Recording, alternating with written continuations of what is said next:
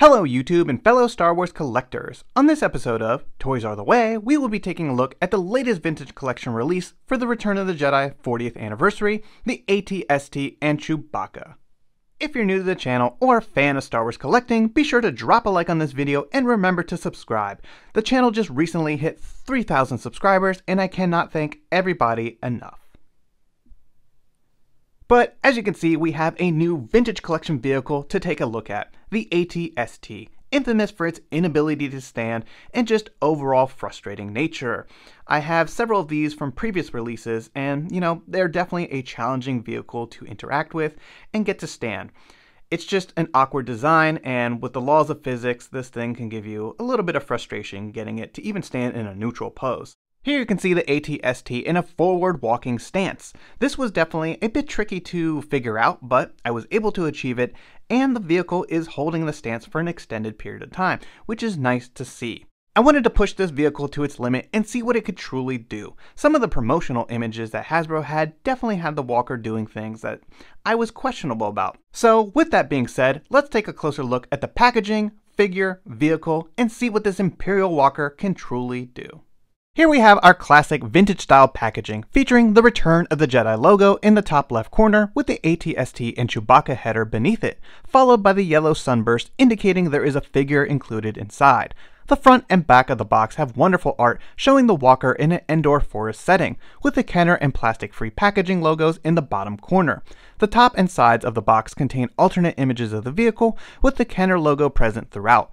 All in all, a fantastic addition to our vintage collection box displays.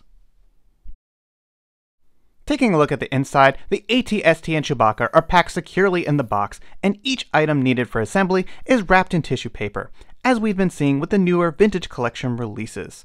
Assembly is, of course, required, but instructions are included, and construction is fairly simple.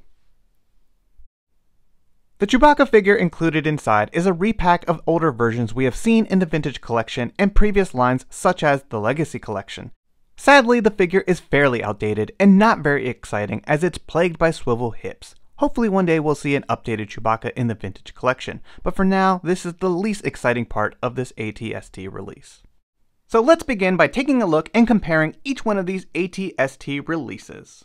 Here we have the Klatooinian Raider version from The Mandalorian. This was released in 2019 for $80 and was a Best Buy exclusive.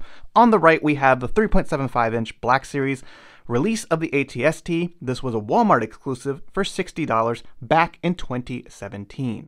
And as you can see, each one of these vehicles comes with a figure, which is something we did not see with the initial vintage collection release back in 2012.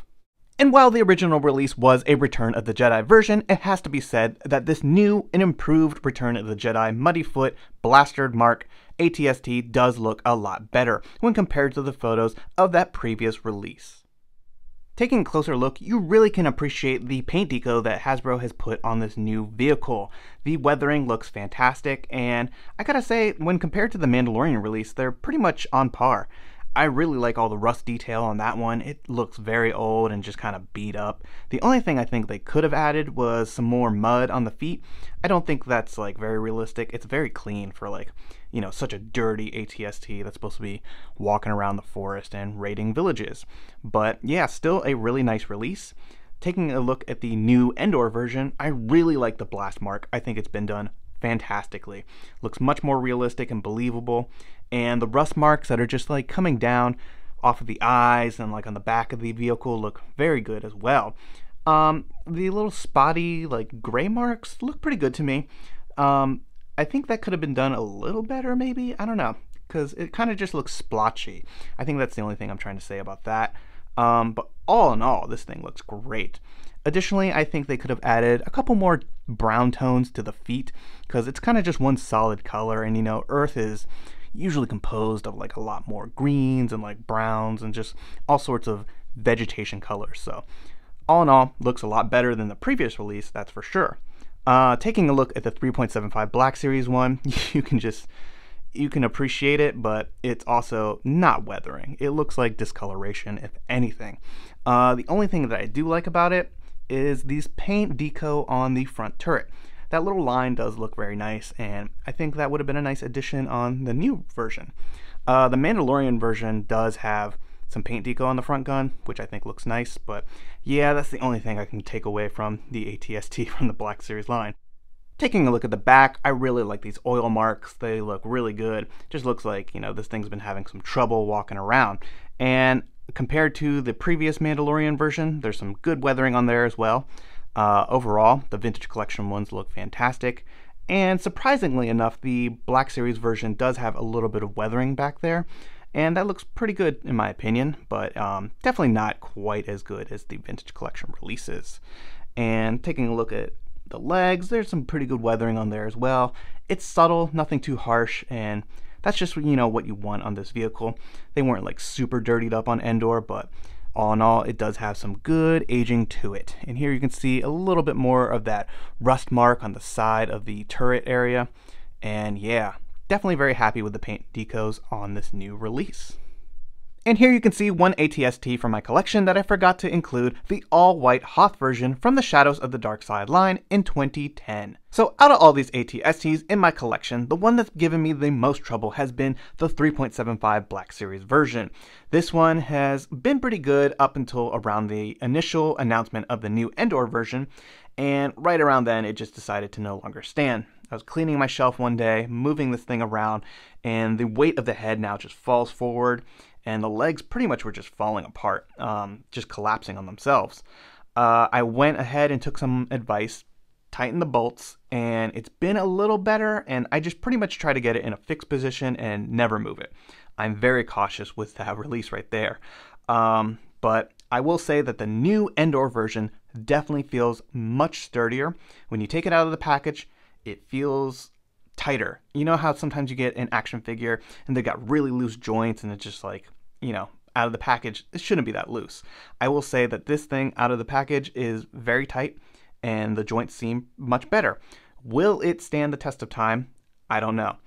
I can't give that guarantee, but I will say that so far it's been a very nice vehicle to interact with. Always challenging to pose ATSTs. Gravity, physics, it's a very tricky thing. But I was able to do some amazing poses with this thing, and it actually stands for a very considerable amount of time. So let's take a closer look at all the things I was able to achieve and just enjoy this vehicle. During the announcement of this Vintage Collection vehicle's re-release, Hasbro stated that the hardware used to tighten the legs have been improved and overall the joints of the walker have been reworked to be tighter and more snug. Here you can see the ATST in an actual walking stance, mimicking a forward momentum type of movement. Achieving this pose and maintaining it while the vehicle is rotated during this video was an excellent surprise, and it does speak to the quality of this Vintage Collection release. The ATST has never been an easy vehicle to interact with. The original Star Wars design is very awkward and carries a lot of weight in the face and turret of the walker. One would assume this Imperial monster has a strong hydraulic system, enabling it to walk with ease in a variety of different terrains. And while that may work in science fiction, translating that into a collectible is certainly a challenge, but I think this release does it well. I do think the hips of the walker that insert into the mid-body of the vehicle feel much better and secure. Although I can't help but wonder if this point of articulation would benefit from a multiple interlocking joint system for added support. Additionally, the bottom of the walker's feet have no traction whatsoever. These are vital areas holding the weight of this massive vehicle, and I do think that some sort of grippy plastic would allow the ATST to balance with more ease, especially since most collectors have smooth surface shelves. Perhaps I will modify a custom version with rubber or plastic in the future. Despite the slippery feet and balancing acts, the Return of the Jedi ATST poses quite well. Here you can see a dynamic pose similar to what's seen in the promotional shots. I was curious if the walker could in fact achieve such a pose and hold it while in motion, and the verdict was superb. Not only can this Imperial walker achieve a variety of different poses that utilize many points of the vehicle's leg articulation, it can do so for extended periods of time and maintain stability, even as it rotates on my review table. The reliability of this Vintage Collection item has always been in question, and many fans have had frustrating results when it comes to displaying this item in their collection. Periods of peace are eventually interrupted, with the legs giving out and the ATST falling over as if the Battle of Endor was happening in our collection room. Here you can see the walker holding its pose on a slippery piece of acrylic, rotating on my table and having no issues for nearly a full minute. This is, as one would say, most impressive. If you're still debating whether or not this release is worth a pickup due to the price or fear that the legs simply will not hold up the vehicle, I think it's safe to say that the upgraded joints and sturdiness of the ATST are a welcome addition to my collection. While the $90 price tag is not ideal, it's only slightly more expensive than the Klatooinian Raider release, which now commands a hefty price on the secondary market.